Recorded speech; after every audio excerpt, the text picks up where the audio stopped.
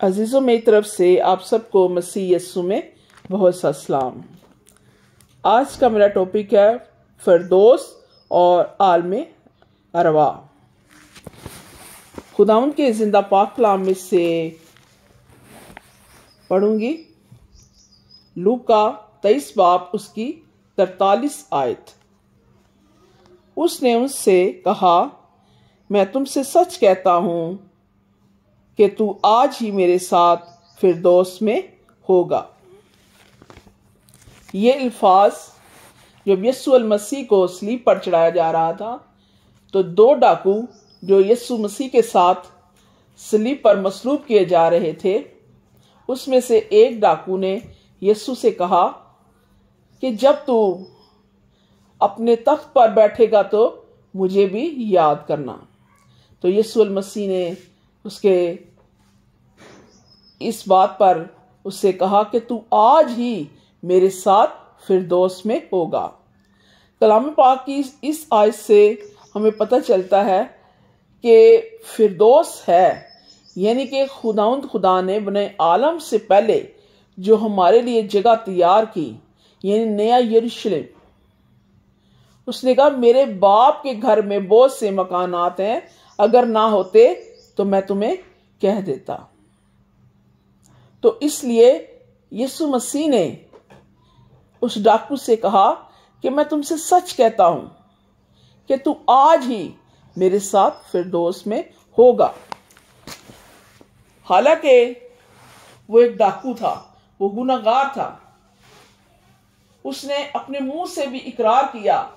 उसने दूसरे डाकू से कहा, जब वो कह रहा था कि ये तो खुद सलीब पर चढ़ा हुआ है, ये अपने आप को नहीं बचा सकता, तो ये हमें क्या बचाएगा।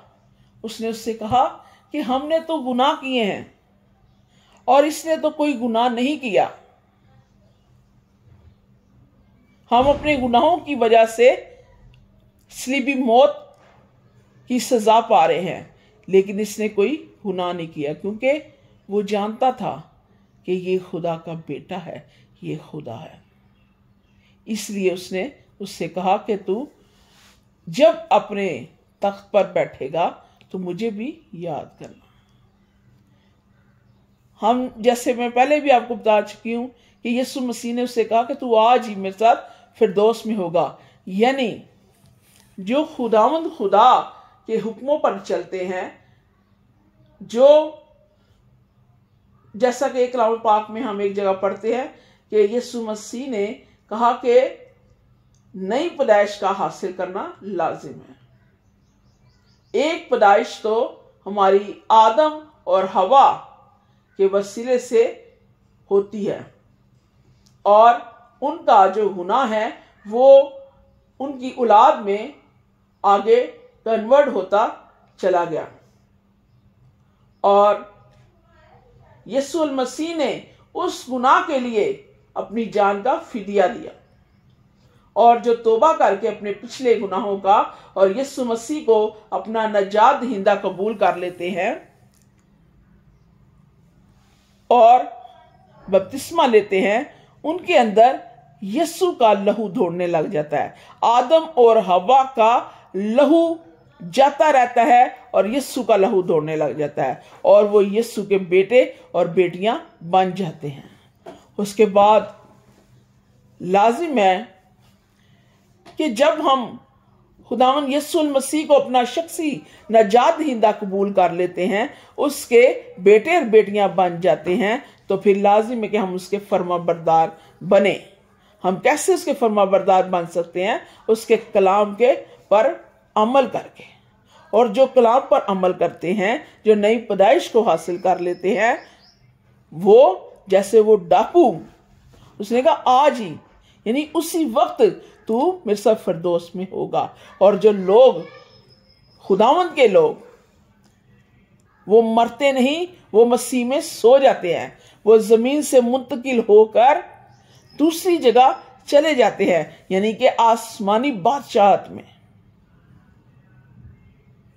लेकिन ऐसी रूहें जो कि गुनाहगार होती हैं, वो आलमे अरवा में चली जाती हैं और वो इंतजार करती रहती हैं कि कब हमारा इंसाफ होगा।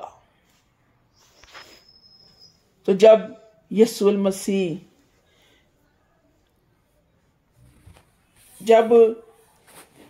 मसीह बादलों पर आएगा, फिर वो जमीन पर 1000 साल बादशाही करेगा, और जो मुर्दे सो गए होंगे मसीह में वो जाग जाएंगे और उसके साथ बादलों में उसका इस्तकबाल करेंगे।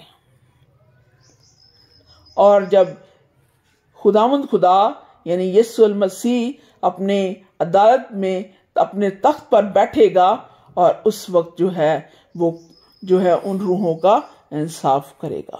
और कोई नहीं जानता कि उनका वो जो रूहें हैं उनका क्या होगा। ना वो रूहें जानती हैं कि हमारे साथ क्या होगा, और ना कोई जिंदा इंसान जानता है, क्योंकि जब कोई मर जाता है तो वापस वो नहीं आता। और जो जिंदा हैं वो उस वक्त ही जानेंगे जब वो खुदावंद खुदा के पास जाएंगे। और खुदावंद की बादशाहत में कौन लोग हैं? वो लोग हैं जिन्होंने यीशु मसीह के लिए अपनी जानों का फिदिया दिया, जिन्होंने उसकी गवाही की खातिर अपनी गर्दनें कटवाई हैं।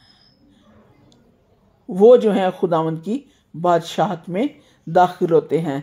उनका कोई हिसाब नहीं लिया जाता, वो डायरेक्ट खुदावंद की गोद में जाते हैं। खुदावंद खुदा आप सबको इस कलाम पाक के वसीले से बड़ी बरकत दे और उस पर अमल करने की बड़ी तौफीक अता फरमाए। यीशु के नाम में आमीन।